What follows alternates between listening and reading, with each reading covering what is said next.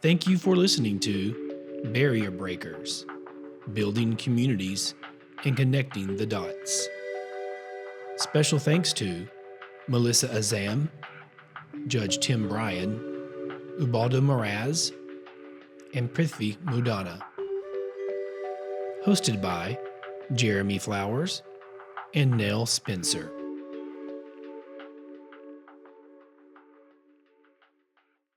Welcome back to episode 3 of Barrier Breakers, Building Communities and Connecting the Dots.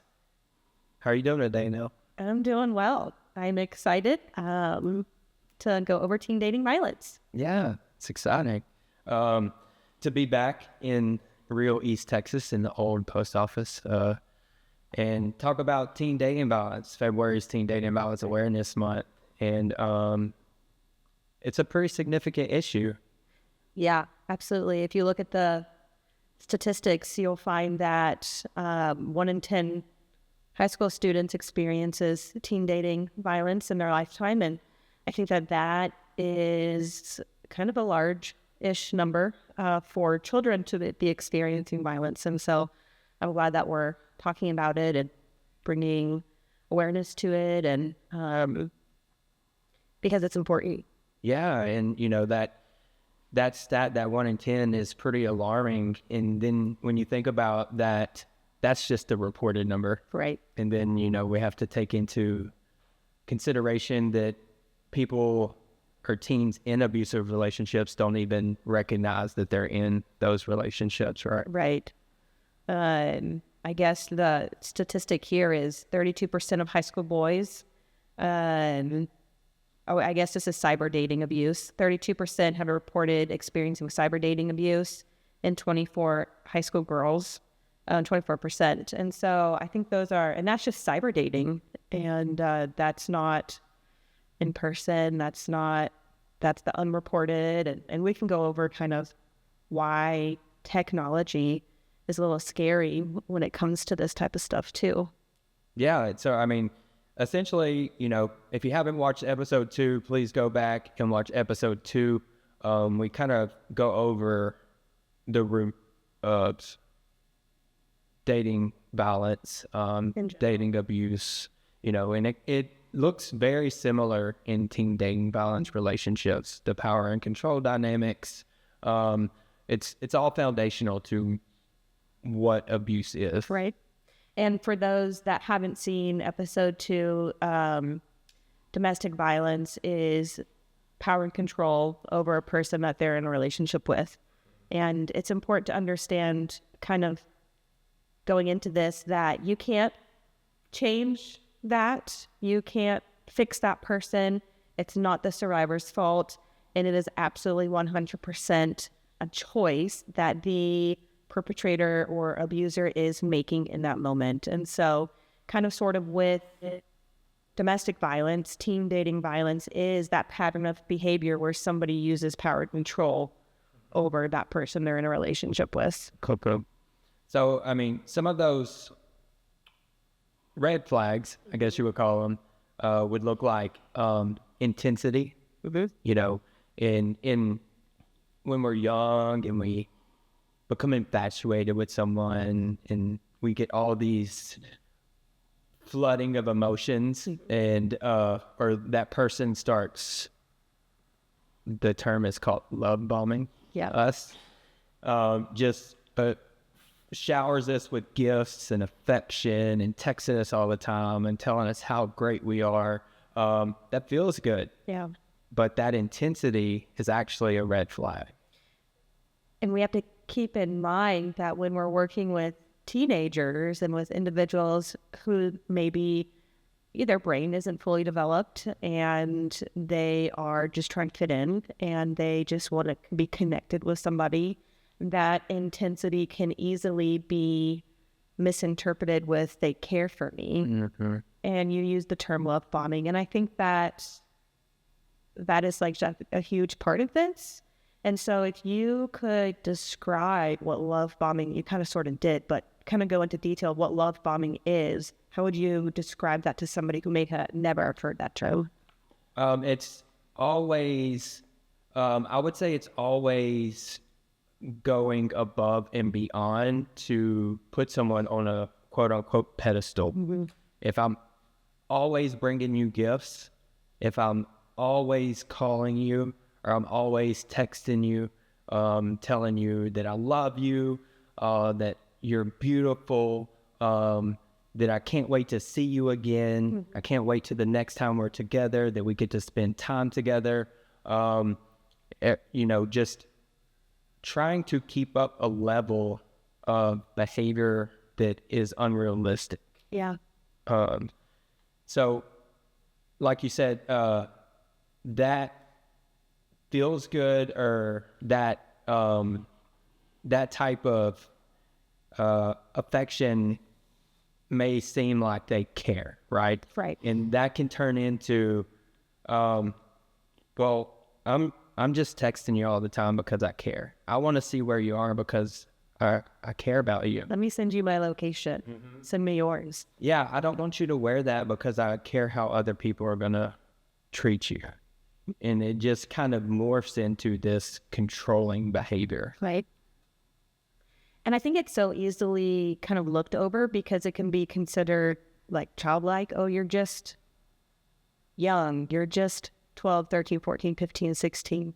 But those people grow up to be controlling and abusive if there is never a break in that cycle. And so if, 1 in 10 teens is being abused, they're going to grow up to be adults who abuse, or survivors who are entering into more abusive relationships with adults. So I think it's important that we recognize that it exists and that we provide not just like awareness, but education for kids. Because I think people forget that they need to be educated on what a healthy relationship looks like. And I think that that's so important. And it's not just like the school's responsibility to do that. Right. It's not just the parents' responsibility. It is everybody's responsibility. Right. I mean, the old saying is it takes a village to raise a child. Yeah. So every adult impacts that child's life, whether that's in the school setting, the home environment, church, extracurricular activities, wherever that child is or that teen is moving through, all the adults in their life have an impact or influence on how they see relationships. Yeah. And this is to, going back to, do they report it? This statistic right here is 9% of teens report abuse. And so we're missing 90% of the individuals. And are we missing it? Are we turning a blind eye to it? Are we chunking it up to just being loved or being young? I don't know. I don't know. Yeah, that's a great question. I mean, it's a question that we have to ask. Right. So that we can address the issue, right? Are we providing enough outlets for teens to reach out, to feel safe to reach out, right? Is there enough resources being made available for teens so that they see that there is someone to talk to about this? Right. And when we kind of, in our first episode, talked about that cycle of violence and it being normalized. And, I think it's 15% or you're 15 times more likely to enter into a teen dating violence relationship if you witness that in your home. And so that's just kind of that normalizing, well, this is what a relationship looks like. And so if he starts to treat me this way, if he's blood bombing me, or if he's manipulating me, or if he's tracking me, that's just normal.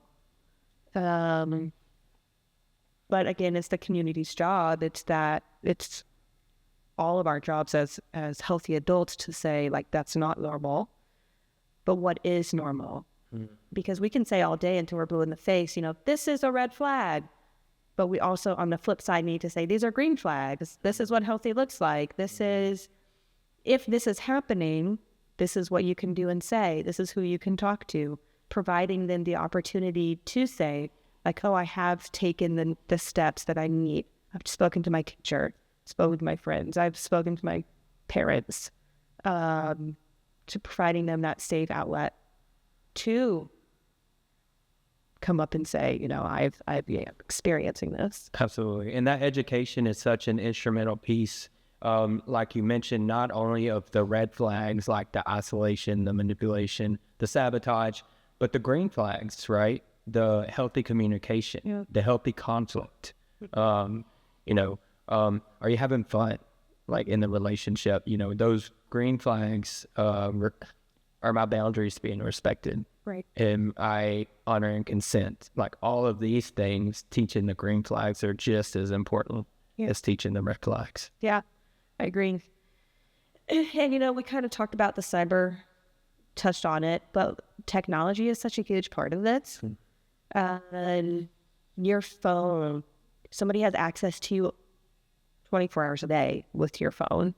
And there needs to be a balance there. But how as a parent in society today, how do you set that appropriate balance? What is that balance to say, like, your friend, your boyfriend, whoever it is, doesn't get to have access to you 24 hours a day, because that's unhealthy. And then so you're hearing that maybe from a healthy, trusted adult, but your partner is saying, I need to know where you're at. I need to know, what are you doing? Are you, going to bed right now? Are you, send me a picture of where you say you are. Who are you hanging out with? Like, I need to know who you're hanging out with.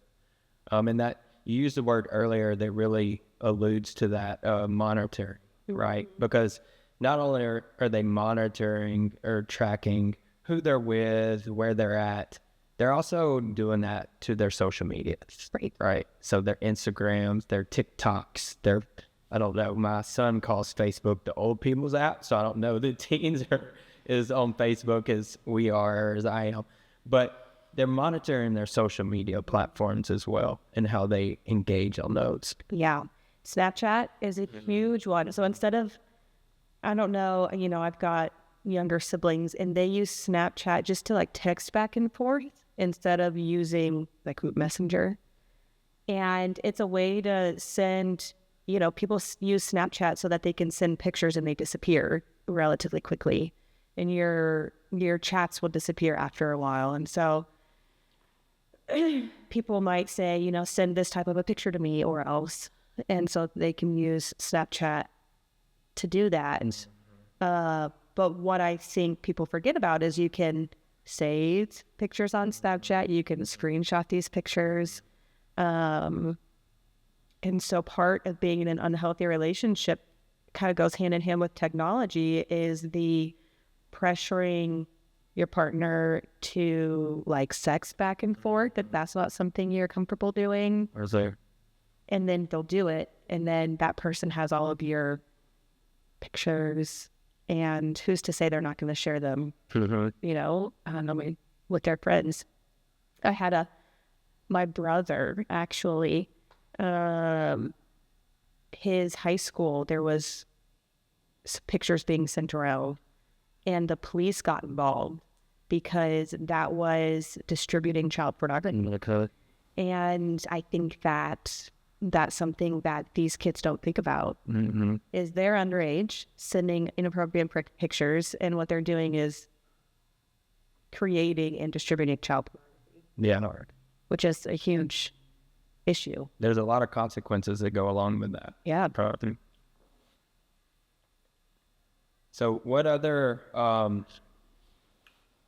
things can we do as healthy adults to educate children? What are some things that you think, especially in our line of work, what should we be doing? I think we have to have open and honest conversations with parents and teenagers, and having age-appropriate conversations with every child. What is consent to a 5-year-old, to a 10-year-old, to a 15-year-old? What is good touch and bad touch? When we talk to children about their body, it's, what is a good secret and what's a bad secret? What's a surprise and a secret, the difference between them? how do you say no? Sure. How do you say, these are my boundaries? You have to be able to have that conversation to figure out what your boundaries are before you enter into any form of relationship, whether it be a friend relationship or a romantic partner. And I think a lot of times, you know, we talked about this last time, is boundaries can be like a dirty word, but it's actually so necessary for having healthy relationships. Yeah, what are some of the things that you think we should be doing? And maybe as individuals, but also as agencies.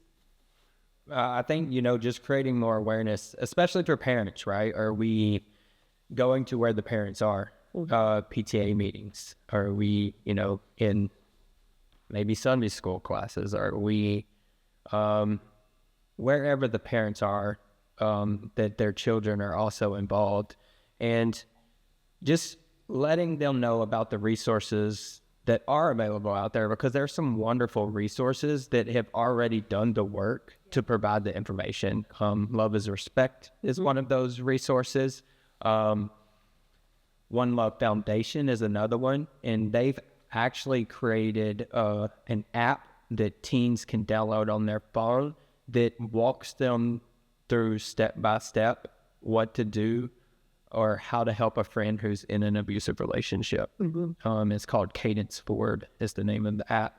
And then, you know, on Love is Respect, they actually have relationship quizzes. So you can take a quiz just to see, hey, is this an unhealthy relationship? Is this an abusive relationship? Is this a healthy relationship? So like all the resources are available, you know, to adults. We just need to raise awareness about the resources, and, you know, anyone listening who may have questions or concerns or, you know, want someone to come speak, just please reach out to either the Women's Center of East Texas or the East Texas Crisis Center.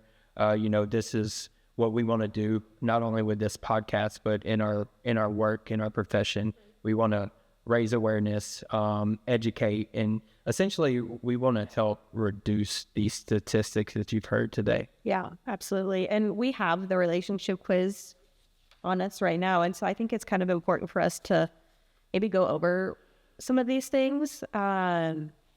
And you can find this online at Love is Respect. They have a really cool website with a lot of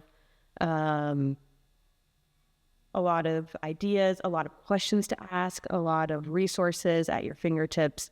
But so here's this quiz. And so if you're entering into a relationship or are in a relationship with somebody and you're thinking to yourself like, maybe someone's not right, maybe ask yourself some of these questions.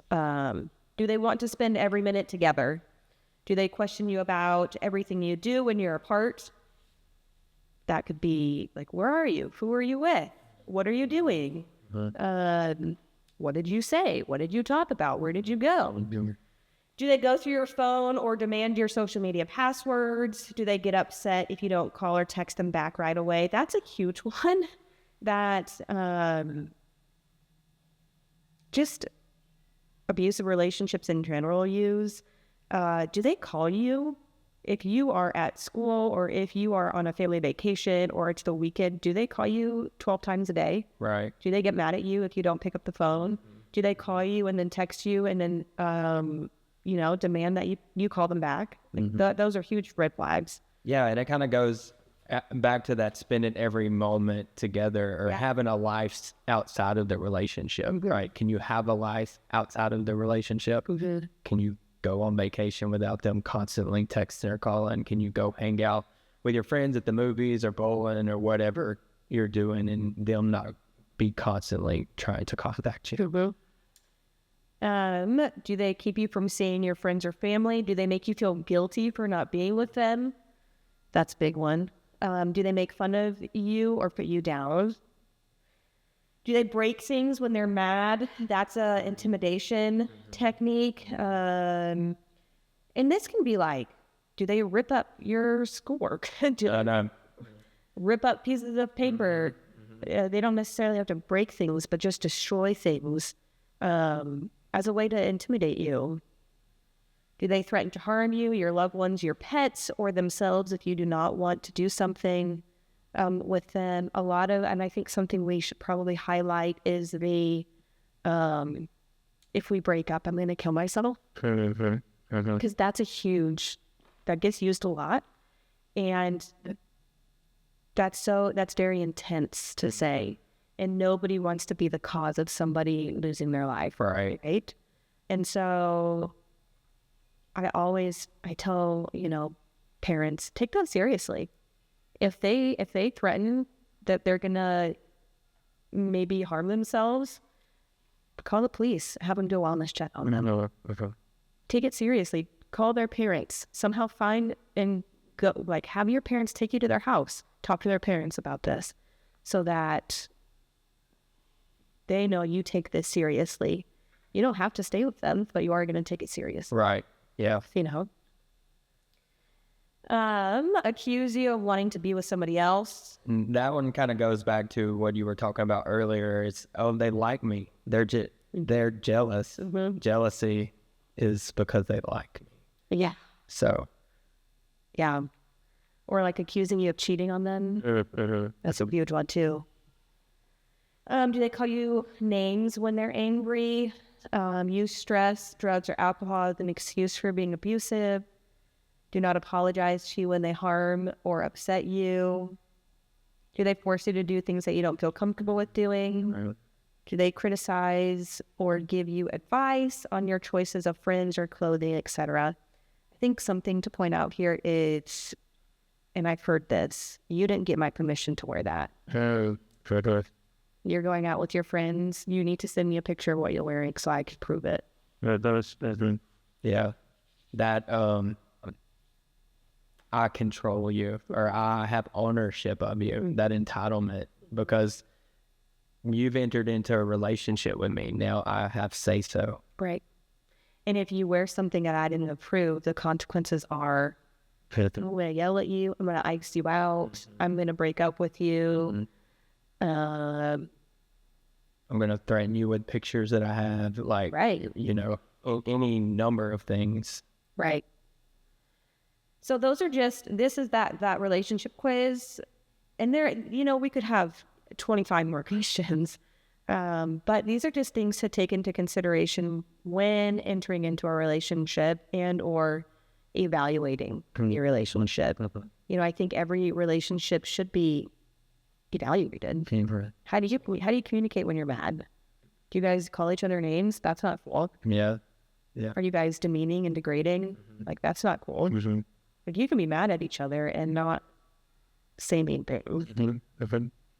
Yeah, and parents, this is useful if you have a teen in a relationship. Maybe ask them some of these questions, see how they respond, see how they answer.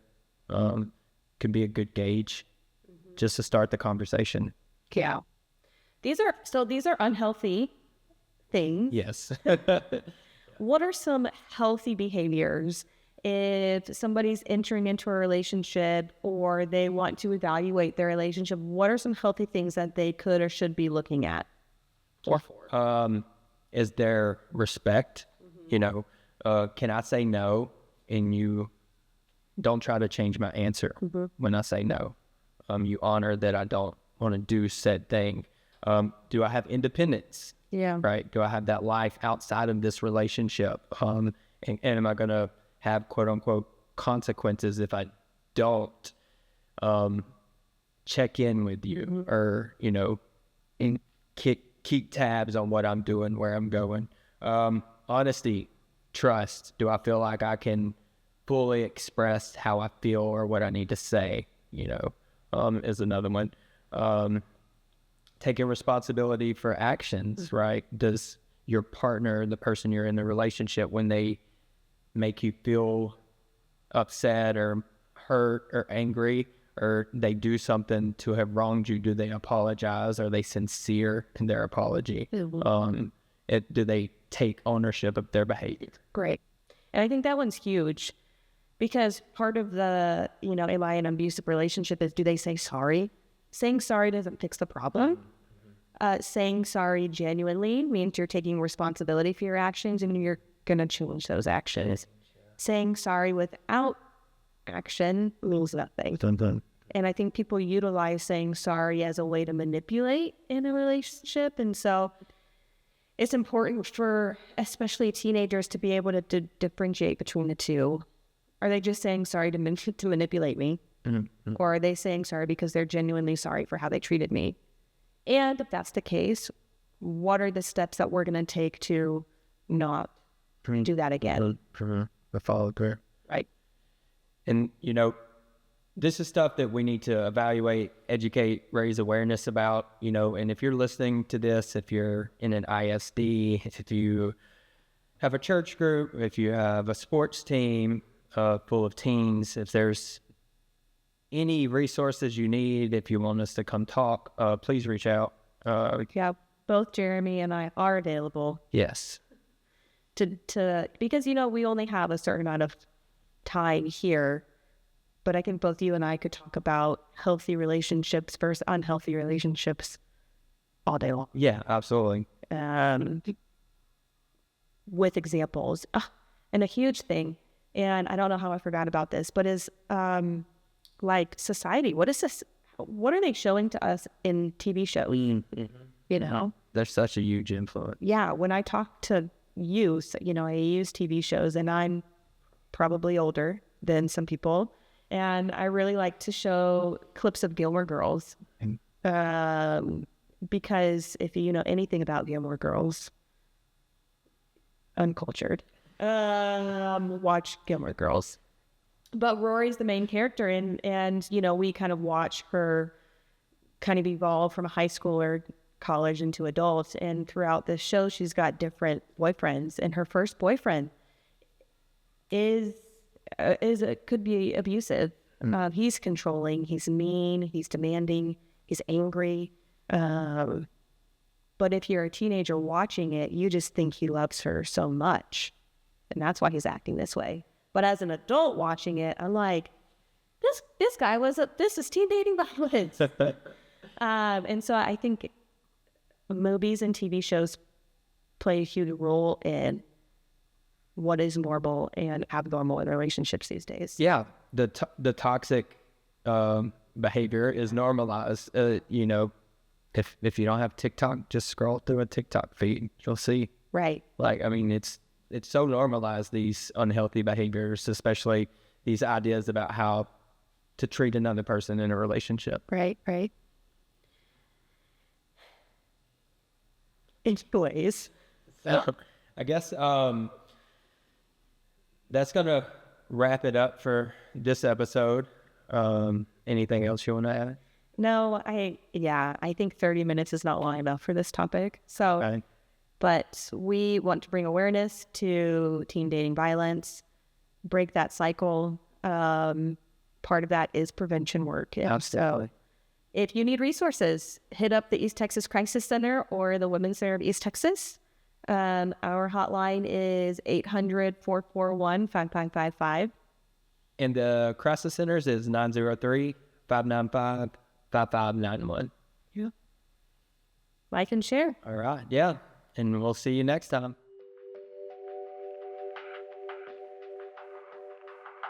Thank you for listening to Barrier Breakers, building communities and connecting the dots.